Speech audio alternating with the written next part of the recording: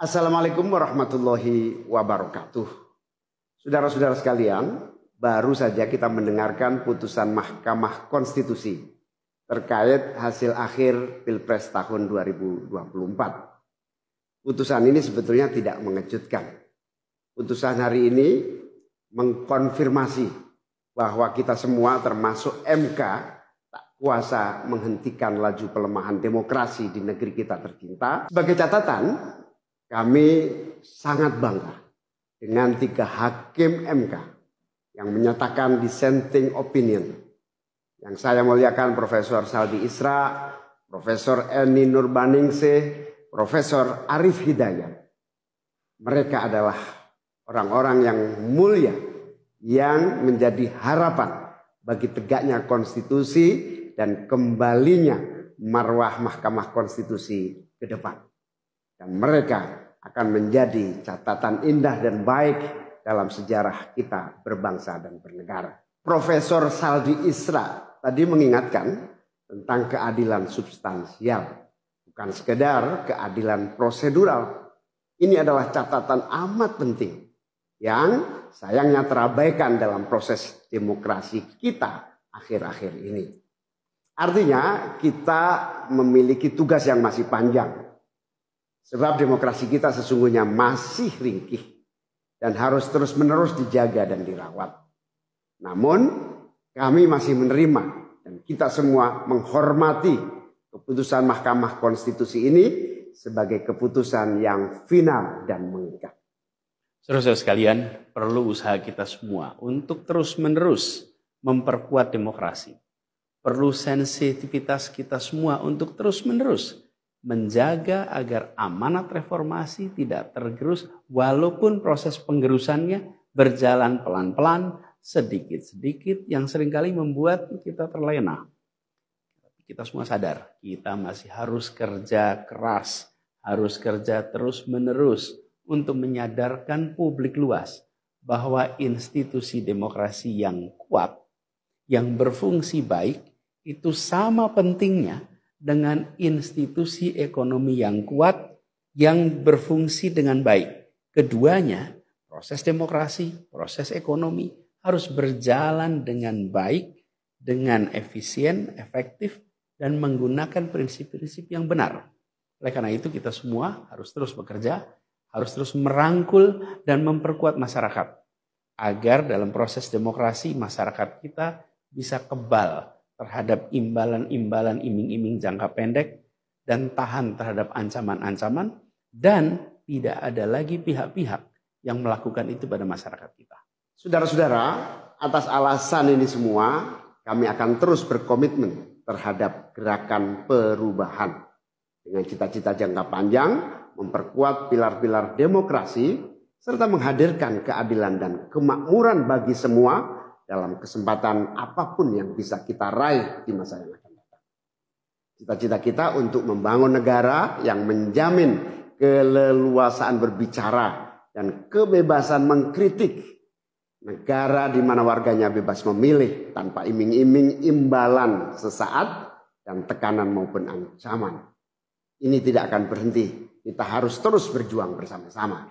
Namun saudara-saudara, kepada seluruh para pendukung yang telah menitipkan aspirasi perubahan kepada kami sebagai capres dan cawapres, kami harus sampaikan. Disinilah ujung perjuangan konstitusional kita dalam Pilpres kali ini. Keputusan MK hari ini menjadi penanda berakhirnya seluruh proses Pilpres 2024. Saudara-saudara sekalian, salah satu prinsip demokrasi yang baik adalah peaceful transition of power. Perpindahan kewenangan yang berjalan dengan damai dari presiden petahana yang segera akan berakhir masa jabatannya kepada presiden terpilih. Dengan segala catatan tentang problematiknya proses Pilpres 2024 kali ini, kami berkomitmen untuk menjaga prinsip peaceful transition of power itu. Dan kami memilih untuk menjadi bagian yang terus menjaga, terus membangun mutu demokrasi di Indonesia. Oleh karena itu, pada hari ini kami menyatakan bahwa bagi kami proses Pilpres 2024 telah terlewati seluruh fasenya. kami sampaikan kepada Pak Prabowo dan Pak Gibran, selamat menjalankan amanat konstitusi, selamat bekerja menunaikan harapan rakyat yang kini diembankan di atas pundak bapak-bapak berdua. Saya sempat berkali-kali ditanya pendapat pribadi tentang Pak Prabowo. Dan saya jawab, beliau adalah seorang patriot. Hari ini saya terus mempercayai sebagai seorang patriot. Beliau adalah seorang yang telah mengalami pendidikan modern sejak usia belia dan berasal dari keluarga intelektual yang amat terpandang.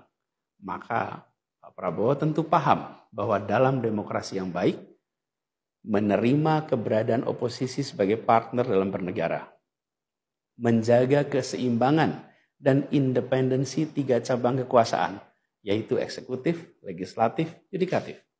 Lalu menjamin kebebasan media sebagai pilar keempat demokrasi, serta yang tidak kalah penting adalah menjaga kebebasan rakyat di dalam bersuara, di dalam mengungkapkan pendapat, di dalam berserikat berkumpul dalam sebuah proses demokrasi. Dan sebagai seorang patriot terdidik, saya percaya Pak Prabowo akan mengembalikan dan akan menjaga nilai-nilai demokrasi ini di masa-masa Indonesia ke depan. Saudara-saudara sekalian, dalam kesempatan ini izinkan kami menyampaikan rasa terima kasih sedalam-dalamnya kepada seluruh pihak yang telah membersamai perjuangan kami. Partai pengusung, Partai Nasdem, PKS, PKB, teman-teman tim Nas Amin, teman-teman tim Hukum Nasional, seluruh teman-teman relawan, para ulama, para tokoh-tokoh agama, para pakar dan rekan-rekan media. Semua yang telah ikut berjuang bersama-sama mendukung perubahan. Mengorbankan banyak tenaga, pikiran dan harta demi memperjuangkan aspirasi perubahan. Saya ucapkan terima kasih. Juga pada anak-anak muda. Anak-anak muda yang pada Pilpres kali ini memberi warna baru, membawa pesan optimisme, pesan kreativitas, pesan inovasi, pesan kebaruan. Terima kasih telah menjadikan Pilpres kali ini Pilpres yang menyenangkan, mencerahkan. Yang tidak kalah penting adalah mencerdaskan. Kampanye yang membuat kita mendapatkan perspektif baru tentang apa arah Indonesia ke depan. Karena itu kami berpesan kepada semua, melihat proses yang terjadi. Proses politik sering nampak kotor dan berujung pada kecewaan. Tapi jangan sampai itu semua membuat kita berputus asa pada proses politik. Begitu banyak cita-cita besar yang dapat diperjuangkan melalui jalan politik.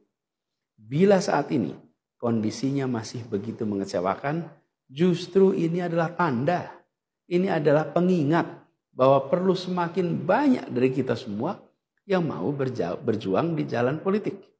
Ini adalah panggilan. Mereka-mereka yang berintegritas, yang menjunjung tinggi etika, yang memikirkan tentang masyarakat, tentang negara, tentang rakyat, untuk mau masuk di wilayah politik. Bawa kompetensinya, bawa integritasnya, dorong, jangan menyerah, dan jangan putus asa. Jalan perjuangan masih terbentang panjang. Sepanjang usia Republik ini masih terbentang jalan pengabdian untuk melakukan perubahan bagi keadilan, bagi kesejahteraan, bagi kemakmuran kita semua. Dan itu dibutuhkan kemauan untuk mau terlibat di dalam proses politik. Jangan putus asa, mari kita jalan terus untuk perjuangan ini. Teman-teman semua, marilah kita lanjutkan perjuangan. Mengubah yang memang perlu diubah. Melanjutkan perjuangan untuk memperbaiki apa yang memang perlu diperbaiki. Dalam berbagai kesempatan dan ruang yang tersedia di masa yang akan datang.